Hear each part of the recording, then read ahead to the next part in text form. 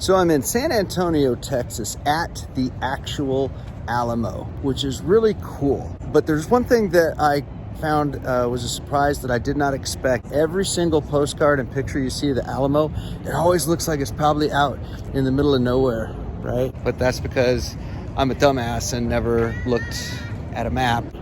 And then there it is. But no,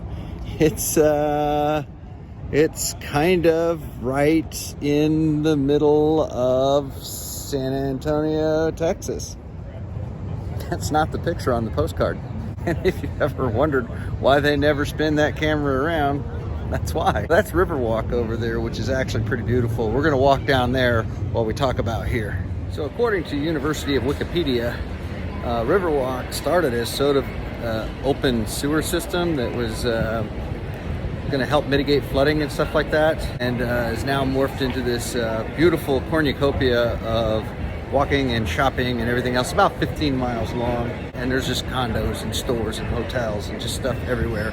And they even run tour boats up and down this thing. So I went to the karaoke bar to buy a mango margarita, and I'm going to take it on my Go Rio boat ride, and nobody can stop me.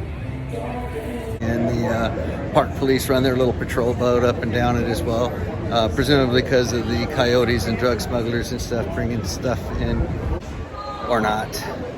Anyway, we were talking about the Alamo, right? So basically, the Mexicans wanted the Alamo. They wanted Texas, all of it. And Texans were like, no way. Almost said no way, Jose, but that might be perceived as racist in the telling of this story. Anyway, the big deal is, and it really is a big deal, that 200-ish Texans at the Alamo held off a couple of thousand Mexican invaders for almost 2 weeks. This is one of those grand stories of just, fighting for your very survival, and you'll fight to the death, and they did, because like all but a couple of them died. It's really a tragic story.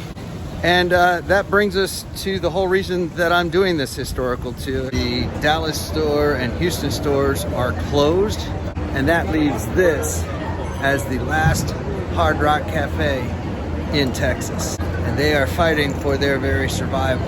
And I plan to go in here and contribute heavily to that fight. Let's go. Perfect, thank you. Aha. So this here is my contribution to the cause. This is a worthy endeavor.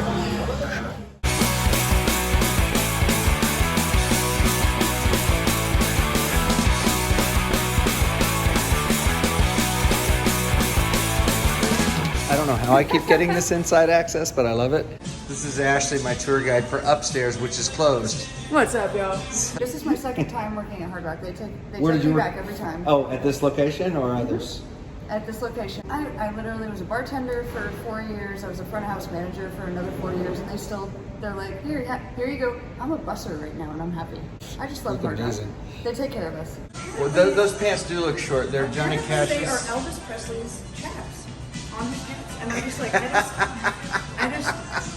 Wait, those are Elvis Presley's chaps on Johnny Cash's pants? Those are his. Those are his written what's lyrics. Happening here? Those are some handwritten lyrics though, from Johnny Cash. This is actually really cool. He had nice handwriting. Yeah, people back then did. They gave a shit. Right? Actually. That was our breaking moment. So that's right when you open the store here? Exactly, right outside. Somebody tried to steal the dime bag guitar. They tried to steal that shit? All right, tell the story. Why?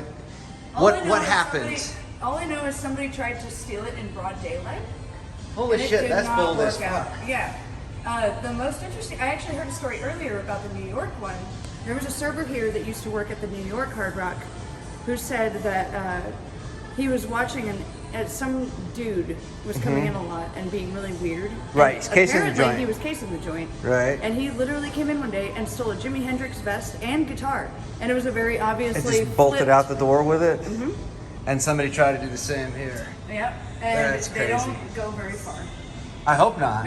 It's very obvious when you're walking out of a Hard Rock with a guitar in your hand. Willie Nelson. Dude, that is sweet. Gorgeous. And we have a pair of his boots downstairs, along with Roy Orbison, which is pretty cool. They have a lot of people's pants here, but they put Clint's by the men's room. I don't know what that means. In contributing to the fight, I am not going to contribute my pants, not donating my pants, because, well, frankly, photobomb. But as I was saying, nobody wants those. Ask my ex-wife, she'll tell you. Ashley's giving me a sneak peek of the new menu. By the time this gets on YouTube, it won't be the new menu. Okay, you can't post that until like... No, I won't. The 23rd. I won't have the video edited until this weekend anyway. She already knows I'm lazy. There you go. Since it's the end of the night, in theory, the menu comes out like tomorrow. Yeah, that only looks totally amazing. So there's salmon and there's noodles, and I'm a little bit irritated that this is probably healthy. It's healthy. It's amazing. That's the photo bomber. So I checked the menu. 1,016 calories. A little redemption. Not totally healthy. Not unhealthy, but it's a lot. I can honestly say I fought the good fight. And I made new friends. And I'm coming back tomorrow night. And mark my words, next time I'm in San Antonio, I'm gonna tell my boss, that was the only hotel available. I don't know what to tell you. The Motel 6, the Hampton Inn, they were full. I had to stay there. What else can you do?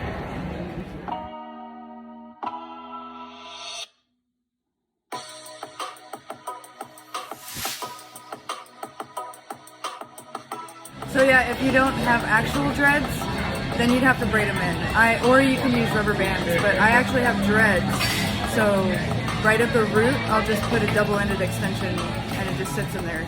So what she's saying is, you're just a wannabe, which I've been telling you. True. I've been telling you that shit for That's days. not